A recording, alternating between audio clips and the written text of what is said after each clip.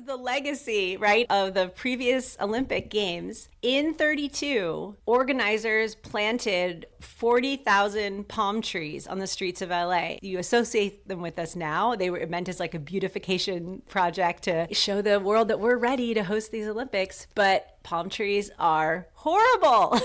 They create no shade. They're dangerous. They have the fronds can fall down and injure people. They're flammable. We've had some problems with that as well. But so you have all these streets that are lined with palm trees. It's like it might as well have just been stick some sticks in the ground and be like, there's your tree. So we don't have a shade canopy that we need to.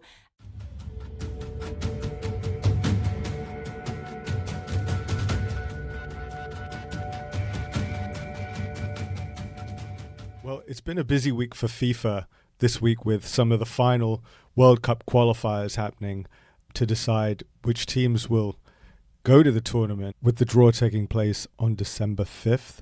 But also, this week in the White House, Donald Trump promised that there would be a solution to the visa backlog for people hoping to come to the US for the World Cup. They announced something called the FIFA Pass, according to The Athletic, who reported it first, whereby ticket holders would be able to expedite their visa applications, visa interviews, and make it happen in around 6 to 8 weeks. Huge result for FIFA and for fans. But at the same time, as The Athletic also reported, this could not happen without a warning and some seeds of doubt, in that Trump also reiterated his warning to blue cities, which he deems unsafe, that he would pull matches out of certain blue cities if necessary.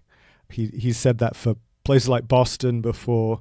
Now he's targeting Los Angeles and Seattle. I don't know whether these are just things he says to scare people into action. I would say probably, but the threat is there nevertheless. One of those cities, Los Angeles, I really wanted to learn a little bit more about their situation, because this is, like New York, a huge city, but one that is so spread out and so sprawling, one that is really car-centric, one that is also plagued in the summer by extreme dry heat, by the threat of wildfires, by the threat of earthquakes. The smog is pretty unreal. And so I was interested in hearing a bit more about LA, which will host, by the way, 8 matches, including the first US men's national team game and quarterfinal at the relatively new SoFi Stadium, which, by the way, is one of the only kind of climate-controlled stadiums, which my guest will talk more about. Not only is LA hosting its World Cup matches, it's also hosting the 2028 Olympics, which is the big one that they're gearing up for. Sandwiched in between that is the 2027 Super Bowl as well. My guest is Alissa Walker, a journalist, has been digging into that a little bit more. And she runs a newsletter called torched.la.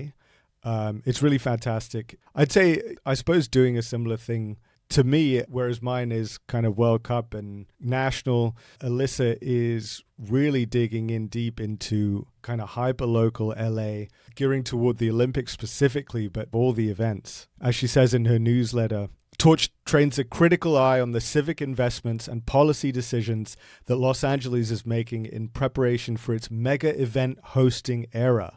She tees it up in her original post from April 2024, where she says, "Is LA really about to squander a once-in-a-generation chance to leverage its Olympic opportunity into tangible, permanent benefits for the 10 million people being forced to participate in this civic experiment?" And similar to America's Cup, she says what Torched is not about is sports. She says you'll have to find your rhythmic gymnastics coverage elsewhere, unless there's a rhythmic gymnastics infrastructure angle. This is about the lead up to the Olympics. It's about the logistics, and it's about how it ties into climate and accessibility and equity and extreme heat.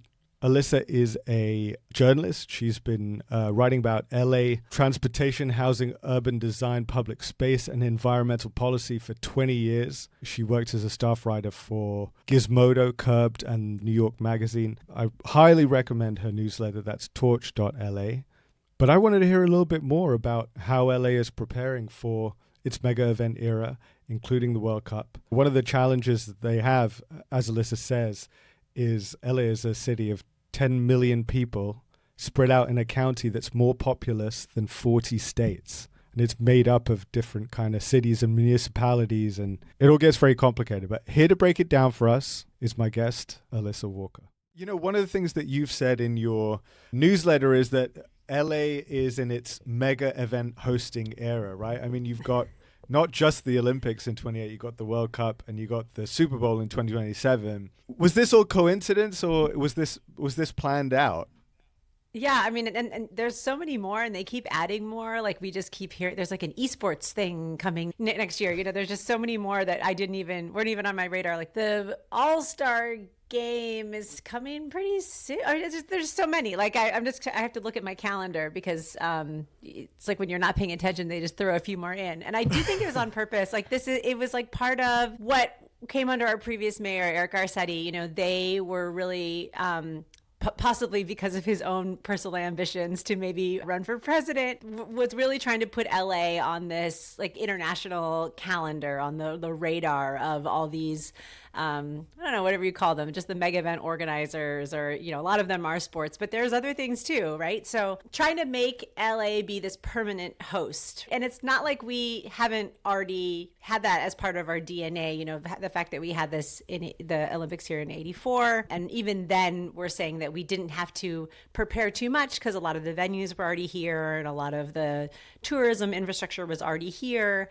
We kind of have set ourselves up as the one destination that can provide anything to anybody who wants to have their events here. Right. One of the things I love is how hyper local and granular you're able to get with the urban and policy reporting. Do a lot of the same issues and challenges hit all of these events, or, you know, is an Olympic challenge quite different from a World Cup challenge? Yeah, that is a good question. I think the way that to focus on it is by thinking about the Olympics as the benchmark in everybody's head that we're aiming for. It's almost like the World Cup is an afterthought to this city, in the sense also that we are not really even, you know, as well prepared as, say, Kansas City on some of these issues and like what's going on here in just a few months. But I think like the 2028 goal has been, and let's remember, it was supposed to be 2024 at first. Like, we were bidding for the games that, you know, Paris ended up getting. I think the IOC did this very interesting exercise where they awarded the games simultaneously for 24 and 28. So in our minds, when, you know, they were bidding for this, we thought it was 24. Now it's 28. So you saw like those goals reflected across our entire city. So you had like transportation goals, infrastructure goals, even like within agencies like DWP, like, you know, water goals and like energy goals, you know. So there, and even at a certain point, they were promising to end homelessness by, you know, 2028, which we know that's not going to happen. I wish it would. But it's more that it kind of gave us a target where everything could hopefully have some kind of goals that were aligned, a place that we wanted to be as a city. But the problem was we said a lot of these things, but we never created a path to actually get there. So you have a lot of goals that are not going to be achieved. And then you also just have a lot of kind of vague sounding platitudes that don't have like the money or the people, the paid city employees in this example, to actually fulfill them. So we're in kind of a very strange moment where we could stand to be very negatively impacted by those 2028 goals. And then in addition to that, just the enterprise itself arriving here and kind of filling up, taking space like where we didn't plan, right? That's what I'm a little bit worried about. Right. Yeah, it's interesting that you said the World Cup is almost an afterthought, even though it's coming before, right? So is part of that just culturally Americans and Angelinos are more used to the Olympics, they're more bought into the Olympics culturally versus soccer? I mean, how often do you speak to an Angelino and they're like, oh, we didn't even know the World Cup was happening? Well, I think certain communities, certain neighborhoods, like my neighborhood where I live, a lot of immigrant communities, like they're very aware it's happening. They're also very concerned that it's happening. You know, I think looking at just what happened over LA, that it continues to happen, but it began in the summer. It's like 1 year out from the World Cup is when they were also having all these other tournaments like the Club World Cup and the Gold Cup. Like there was all these other things happening, and you saw a lot of people that didn't go to the games because they were scared if ICE was going to be there. In some instances, they were saying that ICE was going to be at some of these other ones in other cities. You saw a lot of people who were just like, I don't feel like, there were protests that were happening around all these events too, saying like, I don't trust these organizers or these teams even, or these countries to protect us. And you saw a lot of people that were speaking out against it. So I think now the awareness is high, maybe because of that, even more, because of the invasion of our federal government and this culture of fear that's been created. But for I think the vast majority of, and now we do have, we have soccer teams, we have our own kind of culture that's being created. But I think for a lot of people, they do think of the Olympics as being something that, we're creating and branding on our own. And even that might have the potential of being taken away from us. Like you hear all this like America's games. And I think that's what's happening with the World Cup a little bit too. You're seeing like the Trump administration really try to do a takeover, or make it that's going to kind of emanate out of their office and with their decision makers. So I think that's the concern, was that this was going to be this fun, local, cool thing that we were going to do ourselves. And that's starting to slip away a little bit. Yeah, the World Cup's a funny one because you have this, like you said, big overarching organization and the government, but also it's decentralized in all these separate host cities. You mentioned, and you wrote a piece about LA kind of not being prepared or not having a lot of things in place when a lot of other cities do, like a fan fest, for example. Since you wrote that piece, have things come along? The fan fest, for example, I mean, are those plans in place now? Yeah, the reason I wrote that story was that I was in New Jersey, and they had just announced all the things that were happening in New Jersey and New York, and they're going to have like multiple places where people are going to be. The fan festivals, I'm sure your listeners know, but it's like the place where you could go where you might not have a ticket. That's supposed to be this big equity aspect of FIFA.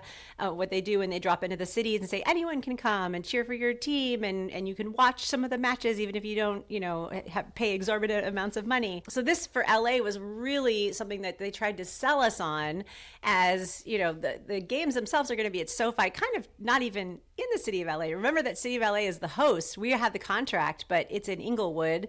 It's a different city. It's in the general area, but it's not close to like where you would think it would be, like in our downtown. A lot of other places probably have a fan festival that's going to be located closer to like the center of population or like a very dense area. So for us, we had heard reports that the Fan Fest was going to be in Expo Park, which is, kind of our other big major mega events center for sports, and that we were going to have satellite fan festivals kind of all over the region, because the big problem with LA is it's gigantic. And if you're looking at LA, not just the city, but LA County, we have 10 million people spread out in a county that's more populous than 40 states. So you really have like a lot of people who identify as Angelinos, right? But we're not really all in one central downtown. They're not the real Angelinos. Yeah, well, they can claim it, at least for the these purposes. But there was a great story in Politico that came out a few weeks ago, and it kind of highlighted some of the problems that California in particular was having with the FIFA organizers. And what they were saying was, we have to do it their way. We have to have only one fan festival. Otherwise, we have to pay for the licensing rights to broadcast the games in all these different places. So they're negotiating right now and saying, you either do it our way or you have to pay. We have to pay. We who are putting this together to make sure that people, say, who aren't close to SoFi or downtown, don't have to drive miles and hours just to be able to be with other soccer fans. So what are we going to do now? We're going to have like unofficial festivals, or pay FIFA just, millions of dollars. I don't know how much these things cost, maybe like millions of dollars just so we can hang out outside at a park, So it just seems all very like extortion. Yeah. And it's a shame because that's kind of the spirit of the World Cup, right? That's kind of, you want to be amongst that's what they different told people. Us. Yes, yeah.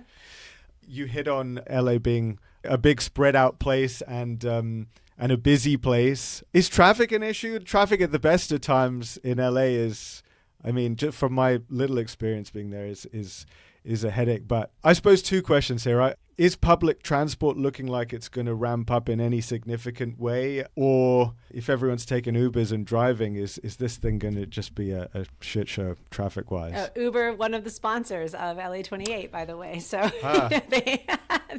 they're in it already. Yeah. One of the interesting things that FIFA did, actually, I do have to commend them.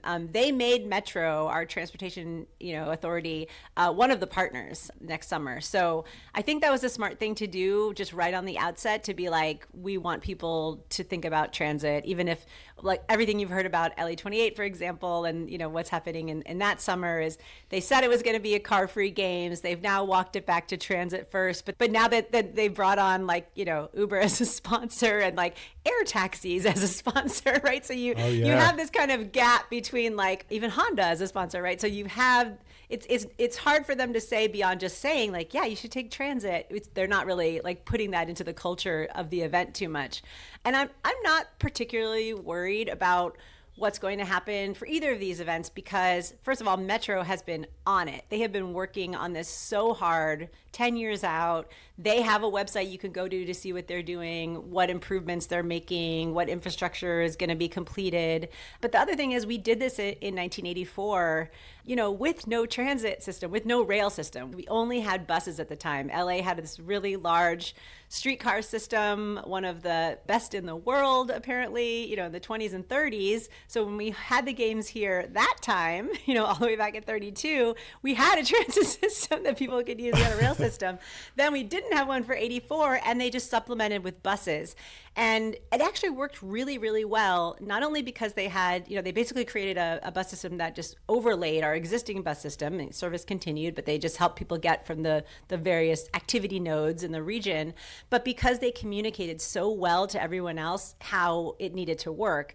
And back then it was stay home, if you can work from home, if you can carpool, if you can flex your hours when you go into the office a little bit. These are all really good solutions now, and it worked. Like there was not a lot of traffic congestion. Like they weren't even sure it was going to work, and it worked really well. And people's best memories of 84 are just that the city, performed in this remarkable way where we just didn't have traffic for a couple of weeks. And I think now we can definitely do that all again. We're building more rail than any other city in North America right now. And we're going to have a bunch of major projects that will be finished by 2028. It'll be a nail biter, but I think they'll get done. And then we'll also have this bus supplementary system that will help get people directly to these events. But I think the difference is now we don't want to tell people to stay home or to avoid coming near these places. We want to tell people, hey, if you want to come, you can ride a bike, and we're going to make it safe for you. And we're going to make sure that you can walk a few miles in the summer and you won't get heat stroke. And there'll be plenty of, like, water fountains and bathrooms for you and shade. And that's the part of the plan that's scaring me a little bit, because all those small little moments, those little connective moments, getting to and from the bus and to and from the train, or, that's what we really need to work on in general, not just for mega events.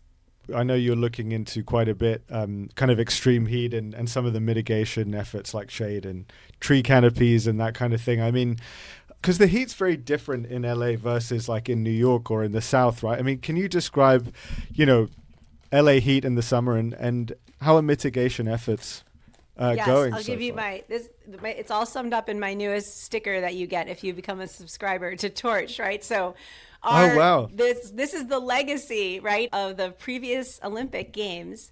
In 32, organizers planted 40,000 palm trees on the streets of LA. You associate them with us now. They were meant as like a beautification project to show the world that we're ready to host these Olympics. But palm trees are horrible. They create no shade. They're dangerous. They have the fronds can fall down and injure people. They're flammable. We've had some problems with that as well. But so you have all these streets that are lined with palm trees. Mine is the same way. It's like it might as well have just been stick some sticks in the ground and be like, there's your tree. So we don't have a shade canopy that we need to for such a sunny, like you're saying, it's a different place because we have so many sunny days. You have the ability, even though you think it's like, oh, it's January, it's not that hot, because you're going to be exposed that way and you're not going to have the benefit of shade. Your body temperature can rise, and people can die from heat stroke in any month of the year here, right? It's like your exposure is just it's very, very dangerous, and people don't know it too. It kind of sneaks up on you, right? You'll assume that, like, you're just outside having fun, and then all of a sudden it's like you're very, very overtaxed. Your body is fatigued. So if we had chosen any other tree, our city would be very different. There'd be like a cumulative cooling effect that would really be helping shade enough of those sidewalks and even the buildings. Like, if you have a shade tree outside your house, your energy bill is going to be lower. And we don't really have any of that in place. Can we get trees planted, in the ground in time? Probably not. I think that moment is past, but there's a group called Shade LA that I've been writing about that kind of launched to try to, first of all, change a lot of the permitting structures that are preventing us from planting trees. And, but even like, you can't install certain shade structures too close to, say, like a bus stop, or we don't have even like bus shelters that have these types of protections for people who are supposed to be taking transit. So what can we do to get these other types of artificial or engineered shade across these streets or plazas or places where people are waiting for transit, or where they're going to be outside, to keep people protected as they're going around the city? It's an interesting situation also with the fires. It's very likely that in that summer we will have at least one fire. That usually happens that time of year. And then you have an issue of heat, but also of air quality. And we're not doing good on a regular day when it comes to our smog challenges. They're better, but we're backsliding in many ways. So if you have a lot of people outside, very hot, at risk of, heat illness, and then you also throw in a smoke event where you've got people who are having like asthma attacks, or having other types of issues, respiratory illness because of the air, you've got like a catastrophe on your hands. And I don't think we're ready for that. Yeah. Well, I mean, what's the emergency protocol in place if there were to be, God forbid, if there were to be a major fire or an earthquake? LA's earthquake is very likely. Yes. Yeah. And we've had hurricanes the last few summers. We've had all these other things that we also normally don't have, right? So that's the interesting part of all those emergency contingency plans, is that's what's being kind of battled right now between LA 28 and the city of LA. And I'm sure FIFA has its own types of agreements that they're, have to make as well, but they are negotiating for who pays for that kind of thing, right? So above and beyond a normal summer day, if there were those types of emergencies, if we needed to do a mass evacuation of part of the city due to an earthquake or something else, right?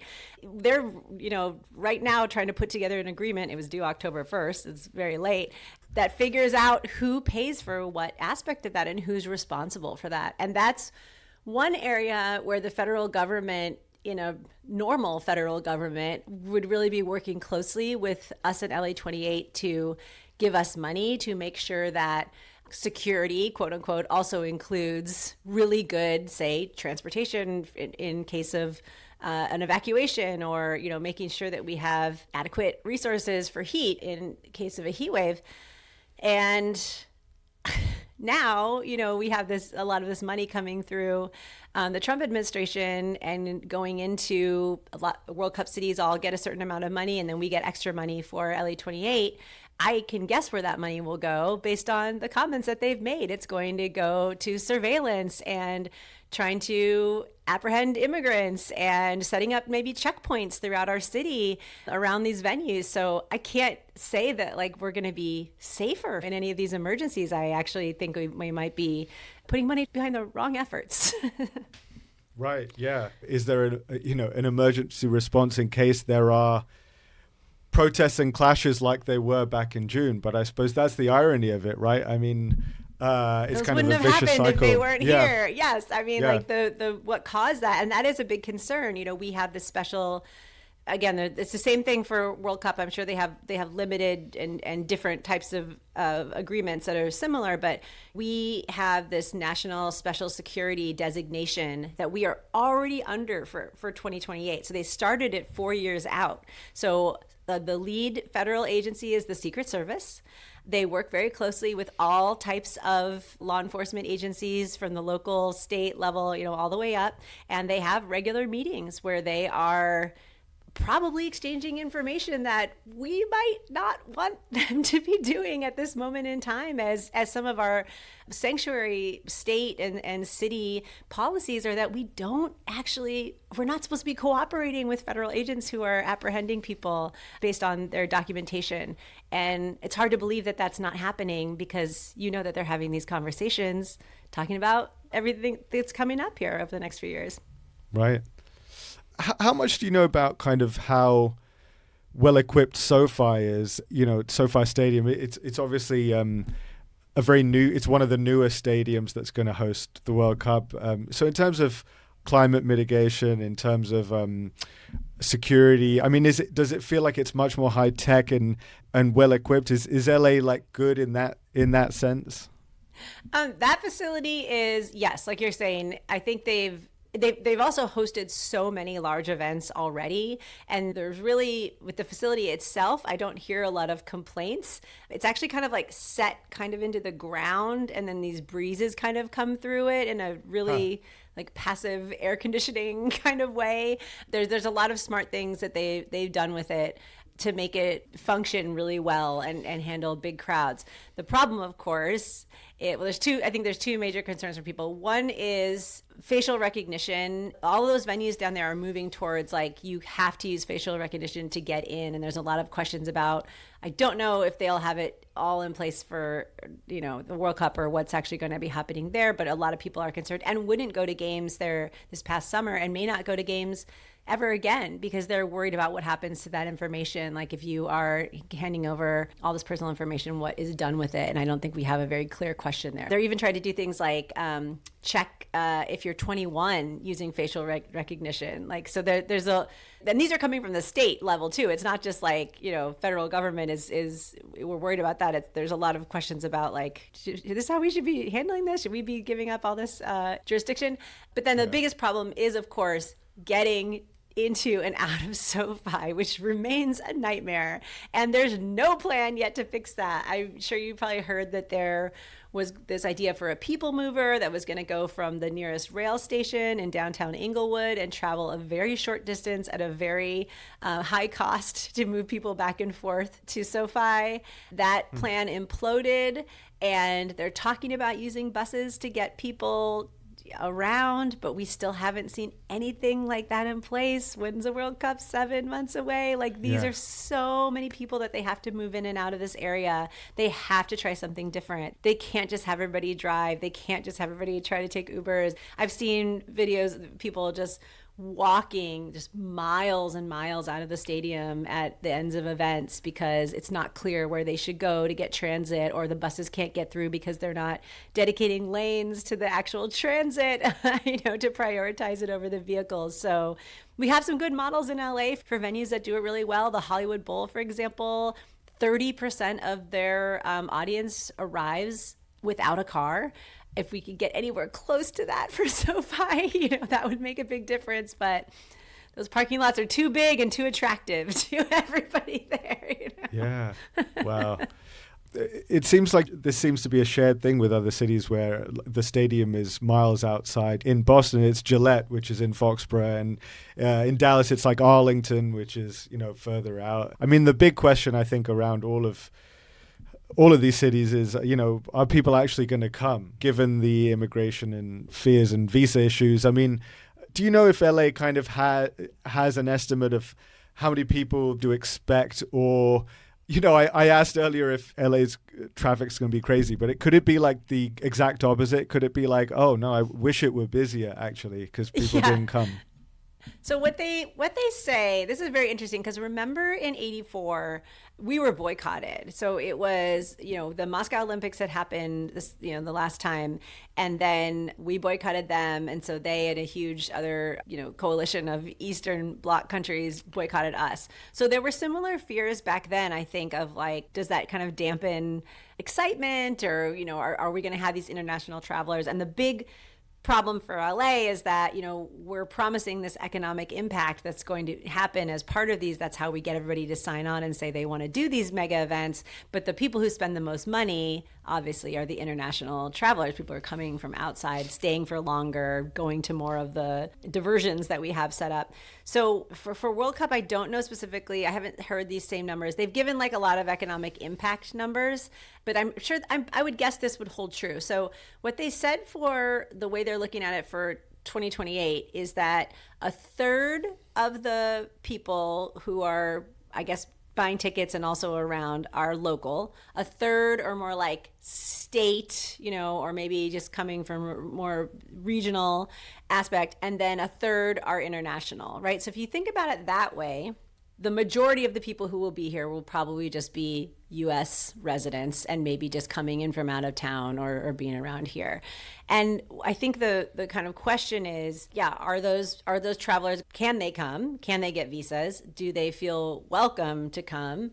Are they going to feel like they can stay for a long time and spend that money? And those are big questions for the tourism industry here. And I know they're working and trying to do like good messaging to try to, they were making some ads for like, try to lure people here and tell them how it's fine, but it's not fine.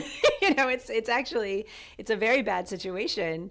I would definitely be concerned to travel to the United States right now if I wasn't already here. And what they've said, organizers have said, is, if fewer international travelers come and buy tickets, or it's not like the tickets are going to go unsold. It's not like people aren't going to be at the matches. It's not like there's not going to be tons of people out doing things. It'll probably just be more locals who will be able to get tickets for a little bit cheaper and go out and enjoy their day. So it won't feel, I think, like there's nobody here, but we miss out on all that money that these small businesses and these vendors were promised. And that'll be the sad part. Remember Tokyo had to have the games with no spectators a year late.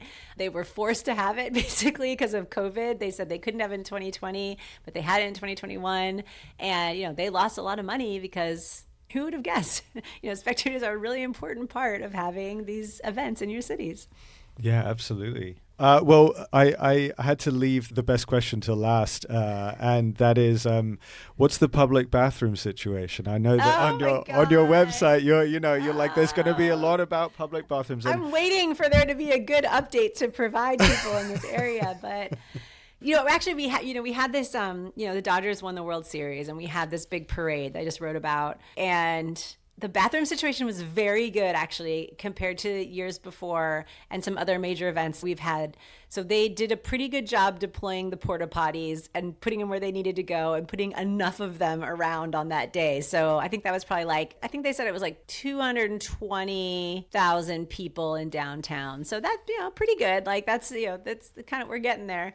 I had thought that like by now we would have some kind of strategy in place that goes beyond porta potties though, right? The city of LA has 14 public bathrooms. We have 4 million people in the city of LA. For some reason, they decided they had to build their own custom ones. You know how this happens with cities. They have to put their little mark on it instead of just buying what everybody else has, right? And some of them are actually closed right now because of budget cuts. So we have less than 14 public bathrooms. So there does need to be a big strategy of looking at where people are going to be, how we can permanently open some of these facilities for tourists and for regular people who are getting around the city. I will say some props to Metro again. They have these they're kind of like not just porta potties, they're more of like a trailer toilet outside a lot of their transit stops now. Some of the new transit stops do have bathrooms that are being built as part of them, but the older ones don't. This company is called Throne, and it's a little trailer, and they stick it outside, like where you go down to the subway, and you just download an app and you use it to get in. And they're very clean. They're maintained regularly. They're kind of, most subway stations now, so you do know that you'll be able to find one.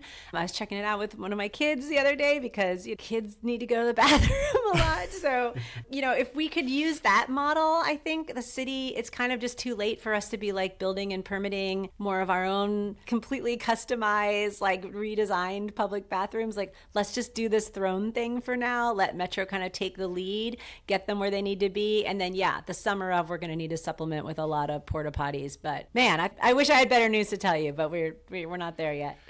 So it's, maybe spare a thought for all the local coffee shops that are going to get, right. drunk England fans, like, right. after a few too many beers. It's good. I know. You're going to be like, are people going to be like extra nice? Or are they going to be like even more stingy with letting people have access to their bathrooms? There's been a lot of talk too of like mapping bathrooms that are kind of like secretly accessible. So you have like, obviously you could go in a library, you could go into, a park. But there's a lot of places where like, if you know where to go, you can get in there. Oh, wow. Like the speakeasies of bathrooms. Yeah, the speakeasy bathrooms. Yeah.